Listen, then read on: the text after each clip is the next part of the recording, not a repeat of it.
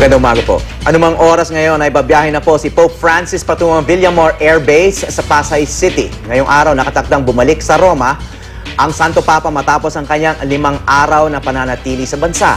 Sa kanyang makasaysayang pagbisita, nag-iwan ng natatanging alaala at mensahe si Pope Francis sa milyon-milyong Katolikong Pilipino. Inyo po nakikita ngayon sa inyong TV screen ay ang paghahanda na sa pag-alis ng Santo Papa mula sa Apostolic Nunciature. Anumang oras mula ngayon ay papalabas na at patungo ng Villamor Air Base ang Santo Papa para bumalik na sa Roma. Nakikita na natin ating mga kababayan na kumakaway. Tila nakikita na nila o natatanaw na ang Santo Papa dahil dapat ay sa schedule alas 9, paalis na ng Apostolic Nunciature ng Santo Papa patungo sa Villamor. Yan na po ang Pope Mobile. Nakikita natin ang Santo Papa kumakaway. Live po nakuha yan at patungo na ng Villamor Air Base.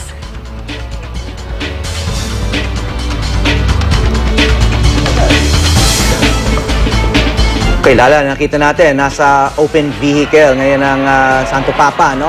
Napakaganda ng panahon ngayon, hindi katulad ng kahapon at saka yung panahon sa Leyte. Yung, alam mo, Lala, medyo mapalad ako dahil nakatira ako sa Rojas Boulevard, kaya ilang beses na rin dumadaan sa amin yung atong convoy at saka si Santo Papa, no? Tsaka, kaya kanina, medyo nahirapan ako maghanap ng daan papunta rito sa GMA dahil yung mga ordinaryong daan, punong-puno na ng mga tao na nag-aabang sa convoy ni Santo Papa. Medyo mabagal po ang convoy ng Santo Papa at marami tayong mga kababayan na madaling araw pa lamang ay nag-abang na sa kalsada na daraanan ng Pope Mobile sa huling pagkakataon. Last hurrah, ika nga, masilayan man lang natin mga kababayan in person ng Santo Papa bago siya tuluyang makaalis ng bansa matapos ang halos 5 araw na pagbisita sa atin.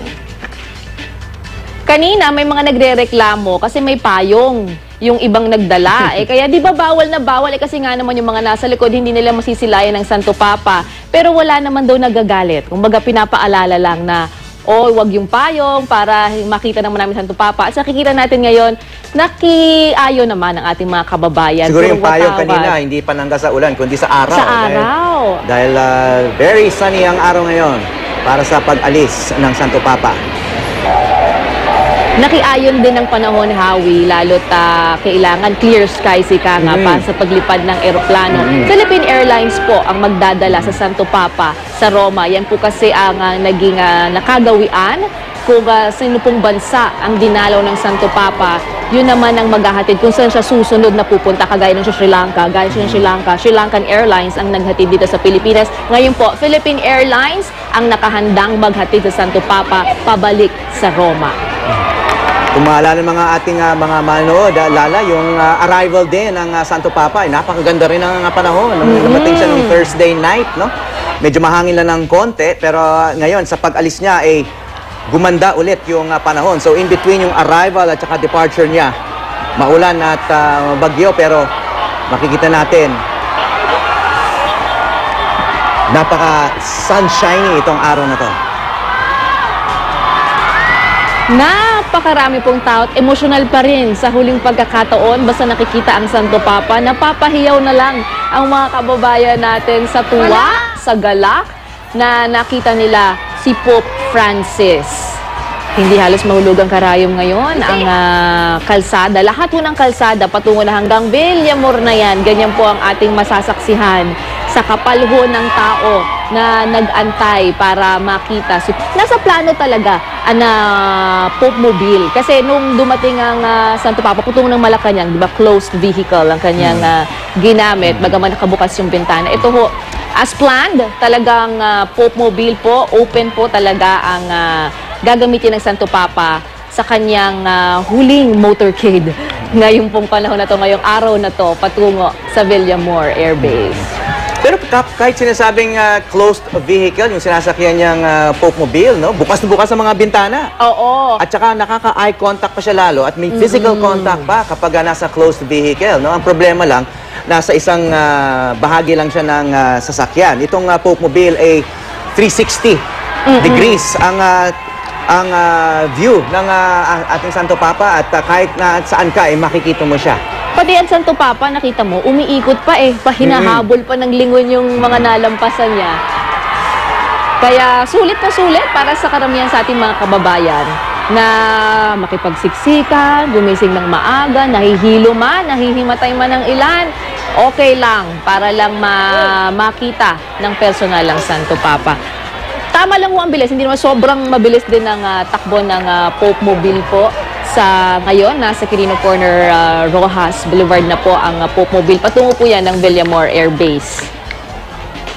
May mga nakapayong. Pero nasa likod naman sila. Okay lang yan. Hindi nakakasagabal sa view ng mga kababayan natin gustong mag-selfie at mapicturean ng Santo Papa.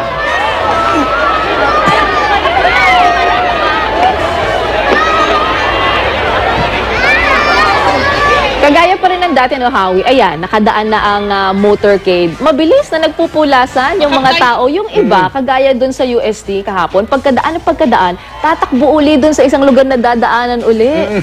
Hindi ba? Yung enerhiya ng mga tao, nariyan ho. Okay, nakipagpulong ang Santo Papa sa 40 Jesuitang pare sa kanyang ikalawang araw dito sa bansa. Sa gabi po ng Biyernes yan. Kasama natin ngayon dito sa studio ang isa sa mga Jesuitang ito, si Father Xavier Alpasa, SJ. Magandang umaga po, Father. Magandang umaga din, Howie, sa inyo, sa mga nanonood dito ng News to Go. So, Father, isa kayo sa mga mapapalad na Jesuitan. I mean, iilan lang yung mga small group audiences ng Santo Papa dito sa Pilipinas. Isa dito yung grupo ng mga Jesuita, kasama kayo doon. Friday night, doon sa Apostolic Nunciature. So matagal nang in the planning to, pero mukhang sinikreto ito. No? Wala ito sa official itinerary na ibinigay sa media. Sobrang napaka-striktong sikreto na kahit kami sa mga Jesuita, hindi kami pwede magkwentuhan kung sino ang kasama at hindi rin namin alam kung sino talaga ang pupunta. So sikreto yun hanggang doon sa araw na yun. So gaano katagal ang inyong pulong ng Santo Papa? Inabot kami ng 50 minuto, no? 50 minutes. Hindi namin inaasahan yun kasi akala namin ay palitan lang ng regalo, picture taking, at saka alam namin na pagkatapos ng Mall of Asia Encounter with the Families na kailangan niya na maghapunan at pagod na siya, mahaba yung kanyang appointment. Kaya inaasahan namin na didiretso na siya sa hapunan pagkatapos nun. Pero tumagal ng 50 minutes yung pagpupulong namin. Itong mga litrato nakikita natin dito sa inset sa TV screen ng mga manonood, itong galing nga, itong kinunan nga doon sa Friday night meeting yun ng Santo Papa, Father Alpasa, no? Ito yung grupo ng mga Jesuita, 40 Jesuits daw. 40 Jesuits plus the provincial, so total talaga ay 41, no? Pero 40 ang lumalabas talaga, oo. So Father, napapanood natin live itong pag-alis, itong motorcade, no? Papuntang Villamor Air Base ng Santo Papa. Ano nga nararamdaman nyo ngayon? Alam mo, strangely, pero parang may pain of separation talaga. Kasi parang sa 3 araw na yun, para tayong lahat nag-retreat. Sobra yung connection sa Kanya. At tumama at tumimo kasi sa ating mga puso. Kaya ang lalim-lalim ng connection. Tapos suddenly, paalis siya. Kaya may halong lungkot na paalis na siya. Nakakamiss talaga ang presensya ng Santo Papang ito. So ano yung main takeaway nyo doon sa pulong na yun? What was his main message to his fellow Jesuits? As we know, siya yung pinakaunang Jesuitang Santo Papa. Unang-una, napakaliwanag na napaka-down-to-earth ng Santo Papang ito. Napaka-masayahin at napaka-consistent sa concern niya sa may hirap. Kasi unang-unang mensahe kagad niya ay sinabi niya tungkol sa peripheries, no? To go into the peripheries. Paulit-ulit yun. Kaya nga, doon sa mensahe din ni Cardinal Tagle sa Luneta, inulit niya yung salitang peripheries sapagkat yun din ang ginamit niya nung kinausap niya kami. Nakakatuwa kasi sinimulan niya sa biro. Pagpasok niya kasi sa kwarto, sa Nunciature, kinamayan niya kami isa-isa.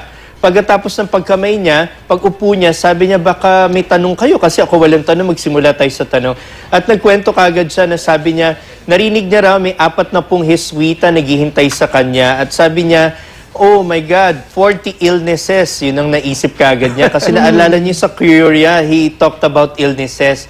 Tapos yung provincial namin sumagot din na, well, in Sri Lanka, if you were welcomed by 40 elephants, here you're being welcomed by 40 Jesuits. At sumagot yung Santo Papa, but the elephants in Sri Lanka were better dressed. So, nagbiruan talaga na gano'n, no? Kengkoy talaga tong Santo Papang ito, masayahin talaga siya. Father, ako maitanong ko lang, ano ho ba yung mga issues na pag-usapan, kung meron man ho, kagaya dito sa Pilipinas, ano yung mga concern ng Jesuit priest at ano ang naging sagot ng Santo Papa rito para matugunan nyo rin? Magandang tanong yan kasi nung binigay niyo yung floor sa amin para magtanong, nagtanong yung mga Jesuita at ang lente namin ay yung mga ministro namin. No? Tinanong ng isa, yung halimbawa yung PGH chaplain namin, si Father Chester, tinanong niya, paano yung mga nagturusa, yung mga may sakit. Nagtanong din si Father Archie Carampata na paano naman yung mga migrants. So lahat ng ito, tinanong tungkol sa suffering at ang napakaliwanag na mensahe ng Santo Papa, sabihin sa kanila na kasama ninyo si Kristo. Christ is with you. At yun ang paulit-ulit niyang sinabi. At tinanong din siya kung ano ang impression naman niya sa Pilipinas. At ang sabi niya, ito'y nakakamangha. In bullet points na lang, no? Sabi niya, namamangha siya sa mga bata sa Pilipinas kasi masayahin sila, may ready silang ngiti. Ikalawa, namamangha siya sa paggalang natin sa mga magulang natin, pero lalong-lalo na sa mga lolo at lola natin. Kasi tandaan natin, Santo Papa inalagaan ni Lola Rosa, no? At ikatlo, yung pinaka-highlight nun, sinabi niya, namamangha siya sa mga Pilipino na tinatawag niyang elevated dignity. Hindi niya maipaliwanag eh. Sabi niya, may humility and ultimately, it's just indescribable. And he calls it the elevated dignity. Baka sakali na pag-usapan, meron na hubang napagkit na next visit sa Pilipinas ang Santo Papa? May lumapit sa kanya yung Chinese novice namin at lumuhod siya at sabi niya, nagkwento yung Chinese novice at ang sabi ng Santo Papa, I will visit China. Yun ang pinaka-amazing. My God, that's a Holy Father going to China. Next itinerary po niya yun. Hindi natin alam kung kailan yun, pero ipinangako niya yun. Na gusto niya. Oo.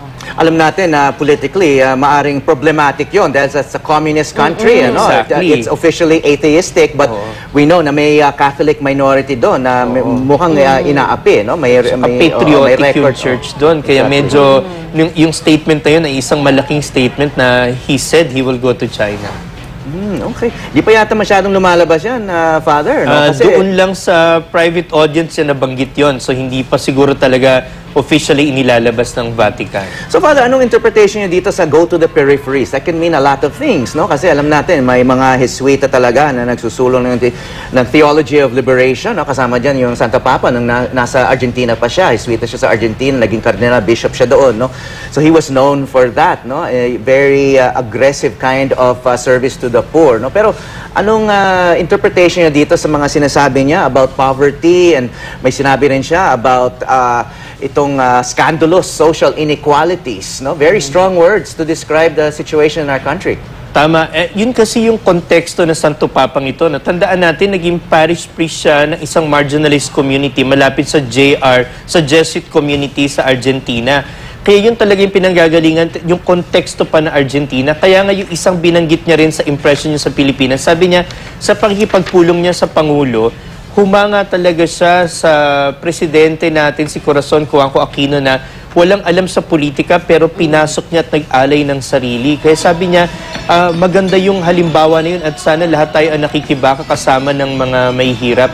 At inuulit-ulit niya ito mahirap. Palagay ko ang pinakaibig sabihin ng peripheries, kadugtong talaga dun sa kritisismo niya na hindi nasasama yung mahihirap sa usapin, no? Lagi siyang inclusive eh. Makikita naman natin sa Santo Papang ito, lagi niya sinasama yung mga babae, yung mga bata, yung mga hindi kasali. Gusto niya talaga isali yun. So palagi ko yung ibig sabihin ng peripheries, no? Yung nasa margins, yung hindi napapansin. So mas aasahan ba natin na mas maraming kababaihan, mga madre, ang kumbaga magiging frontliners para mas gawin ang aktibidad at misyon ng simbahan? Hindi lang babae, talagang lahat ng mga hindi na isasali. Yun talaga ang pinakapakay ng Santo Papang ito, no? Na structurally kasi, kung mag-isip kasi ang Santo Papang ito, may social analysis, no? May kritisismo at adikain sa social structure na sinasabi niya itong social structure na to nagdudulot din ng mga paghihirap. Kaya gusto niyang baguhin ang social structure at kasama sa social structure na pagbabago, yung mga hindi kasali. Nabanggit po ba doon yung, hindi ba yung mga pare, kaunti na lang, kailangan niyo talagang maghikayat ng gustong mag-seminarista? Paano ho yun tutugunan daw? Ano bang sabi ng nagtanong din yung vocation promoter namin, si Father Frank Savadera, tungkol dyan. At ang sabi lang ng Santo Papang ito, tandaan natin ang mga sumusunod na unang-una sa mga nag-a-apply naman, talagang wala namang pure motivations, no? Nire-recognize niya yon. Kaya sabi niya, kung ang mga fully professed nga, hindi pa buong-buo at purong-puro motivation, much more, no?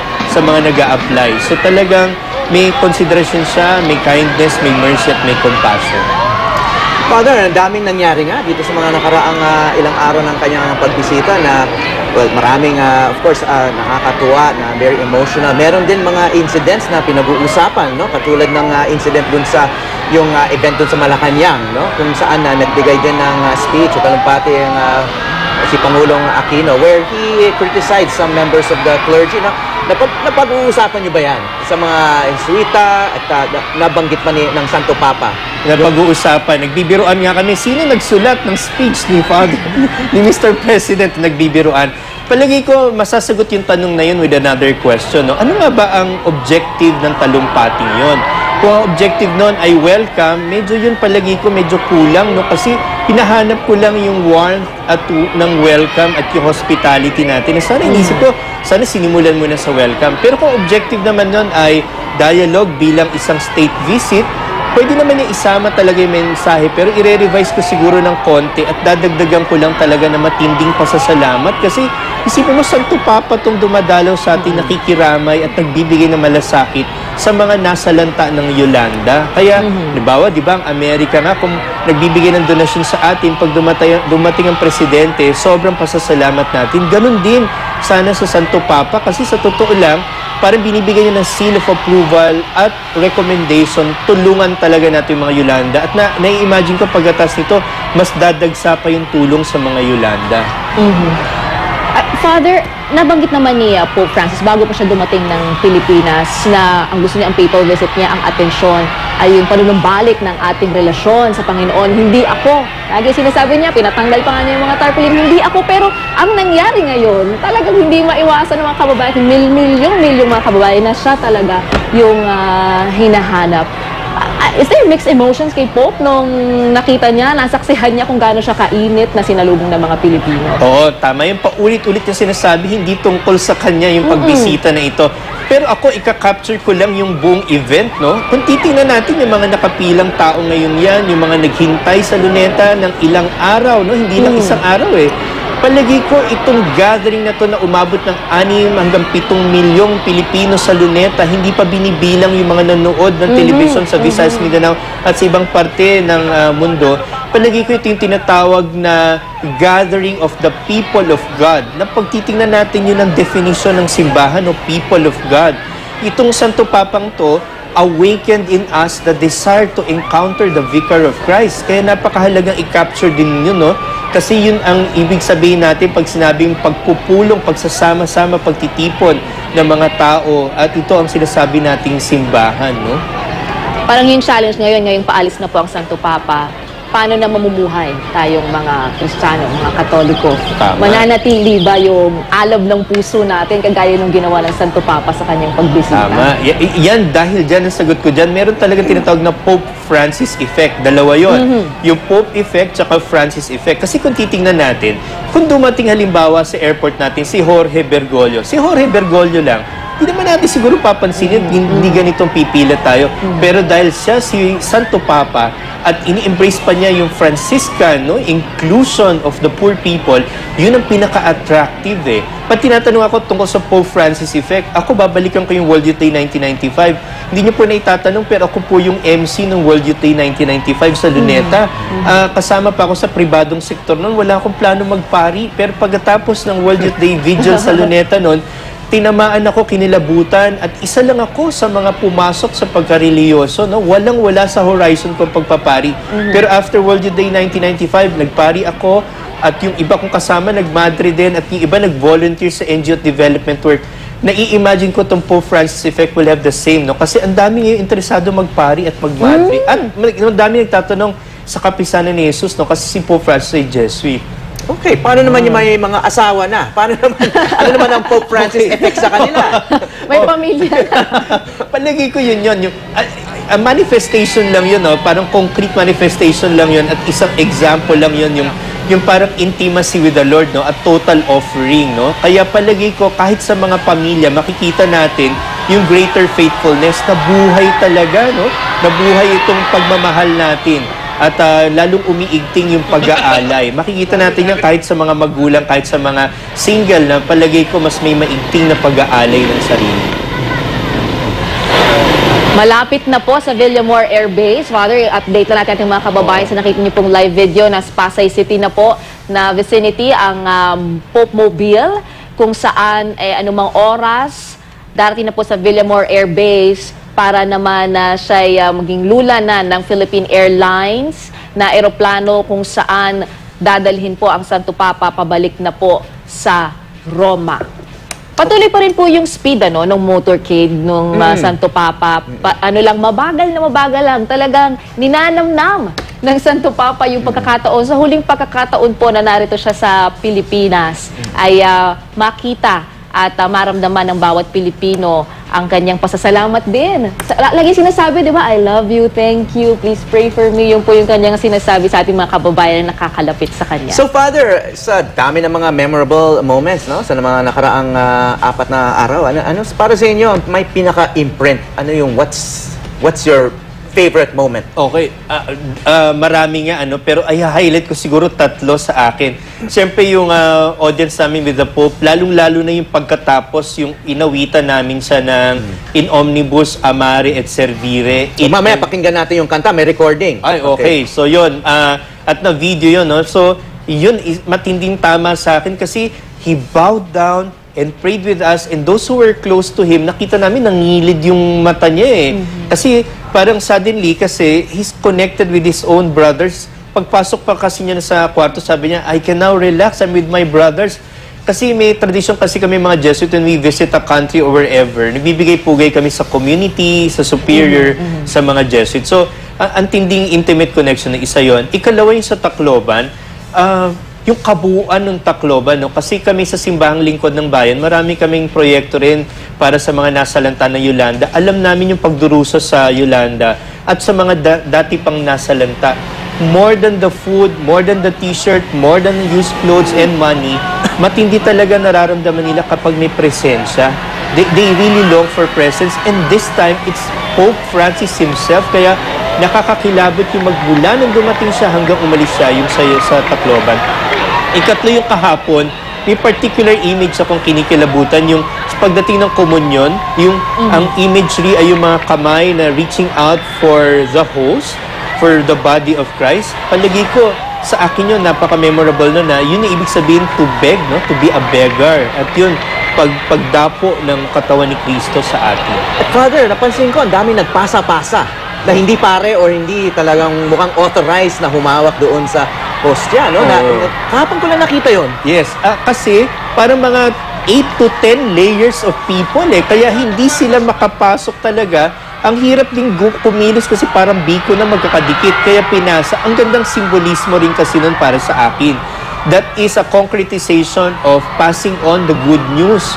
Na hinamon tayo saktong-sakto hinamon tayo to be outstanding missionaries, no? At yun, palagay ko, isang concretization na ipinapasa natin yung katawan ni Kristo na sana magpatuloy yan, no? Magpatuloy yung pagpapasa ng magandang balita, pasa natin si Kristo sa kapwa natin. Father, maitanong ko lang din, yung health ng Santo Papa, very full ang schedule niya, umuulan, umaaraw, pabago-bago rin ako. Ngayon, napakataas ng araw dito sa Metro Manila sa kanyang pag-alis. Kumusta rin siya nung nakita nyo? Parang wala, kasi kami hindi namin nakakikitaan ng kapaguran o anuman ng Santo Papa. Naku, totoo yan. Pagkatapos ng Mall of Asia, dumating sa mga around 7:15 So, hindi pa siya naghahapunan. Ito sa full day schedule. Hyper, no? Kasi high energy talaga. Pero nung nakipag-dialogue siya sa amin, hindi mo talaga matitrace ang any tinge of exhaustion, no? In fact, so alive, so engaged. At a certain point nga, yung Swiss Guard na yung tumayo sa likod niya, nag-signal sa aming tama na. Kasi talagang tuloy-tuloy lang siya makipagkwentuhan. And to think, hindi pa siya naghahapunan. At may early morning flight pa siya the next day. Sa Tacloban. Nako, ito na po. Papalapit na sa Villamor Air Base ang Santo Papa. Nako, talagang yung mga, parang tayo hinahatid talaga na natin eh. Ang Santo Papa sa lahat ng kanyang madaraanan. Wala ho kayong makikita na walang tao. Tsaka alam na rin ho ng mga kababayan natin kasi parehong ruta yung dadaanan.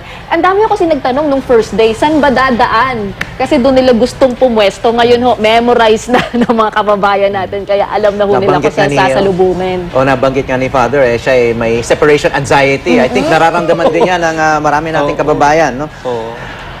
Father, ako yung main takeaway ko rito, no, yung sa kahit sinubukang i-script yung napakaraming events ng Santo Papa, no, yung pinaka-memorable sa akin yung pinaka-unrehearsed. Yung bumagyo habang nag-homily siya, nakasuot siya ng kapote na katulad ng sinuot ng nasa harapan niya, no, yung ordinaryong kapote lang, no, tapos yung pati yung image nga na nilipad, yung kanyang suot, yung kanyang skull cap, yung zuketo niya na completely unrehearsed, yung spontaneous moments, yung pag-iyak ng bata. And then he kept adjusting his message according to what was happening. No? So, he sometimes went off the script. So, kita mo talagang in terms of, di ba, yung isang payo niya sa atin, think well, do well, feel well. No? Parang yung mindfulness. Na just don't do something because it's scripted. At saka dapat harmoniously na magkakaugnay yung naiisip, nararamdaman at ginagawa. Tama yun, obserbasyon na yun. No? Napansin talaga na maraming tao na kung kailan pa unrehearsed, dun siya passionate kasi talagang from the heart. No? At umaantig talaga, napaka-spontaneous. Yung isa pang napansin ng mga tao na napansin ko rin, kapag medyo formal yung gathering, pumupormal yung mukha niya. Pero kapag very spontaneous lang, kapag hindi mga protocols, lalo na kapag kasama niya yung mga tao, ang ngiti niya, ang energy niya, ang pagkamay niya, yung pagkaway niya, ito yung gustong-gusto talaga ng Santo Papa na inuna niya nga sa talumpati niya sa Malacanang. No? Sabi niya, more than anything, this is a pastoral visit. And pastoral means yung pastol gusto makasama yung mga tupa niya. Marami yung pa rin yung nagko-comment na maging sa social media na gusto talaga makita ng Santo Papa yung totoong kalagayan ng mga Pilipino. Pero sa nakita natin, hindi ho niya talaga nakita yung totoong kahirapan, hindi niya nakikita yung totoo talagang issue. Napakaganda ho ng bihis ng mga tao. Inayos yung mga kalsada. Pero sa tingin niyo po, ang Santo Papa ba talagang nakita at naramdaman sa kanyang pagbisita rito ang totoong kalagayan? Bago pa man siya dumating naman sa Pilipinas, siya ay nagkaroon talaga ng actual briefing at saka siya mismo binahagi niya sa Tacloban na nakita niya sa balita kung paano nasa lanta tayo bilang isang bansa ng Yolanda. So alam niya yon at dito siguro tama ka, no? May mga programa kasi formal kaya medyo hindi niya nakita, sana napuntahan pa niya talaga yung mga kasulok-sulukan ng mga lugar natin at mga muka ng kahirapan dito. Pero sa mga kwento ng kabataan, ng pamilya at sa mga dialogue, ito ay nababanggit at nauunawaan niya.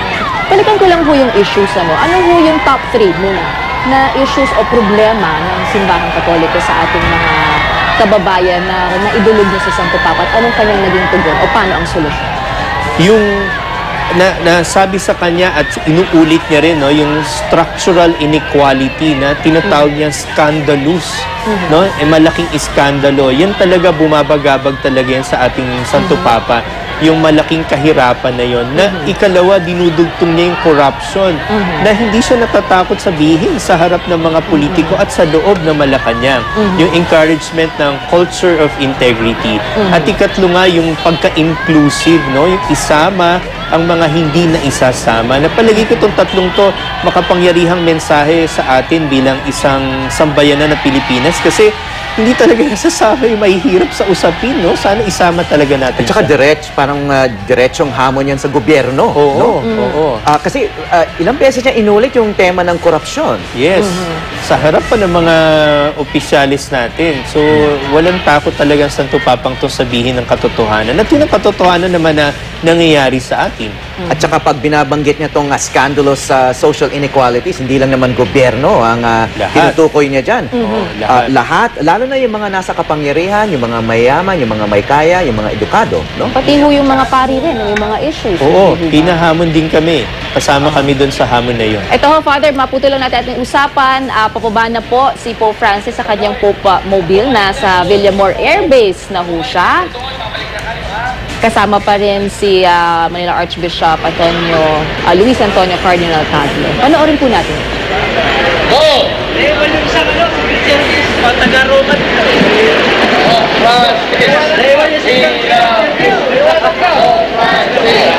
Pangulong Aquino ay ihahatid siya siguro hanggang tarmac. Magkakaroon ho ng maikling send-off ceremony sa pauwi na pa rin ng Pangulo.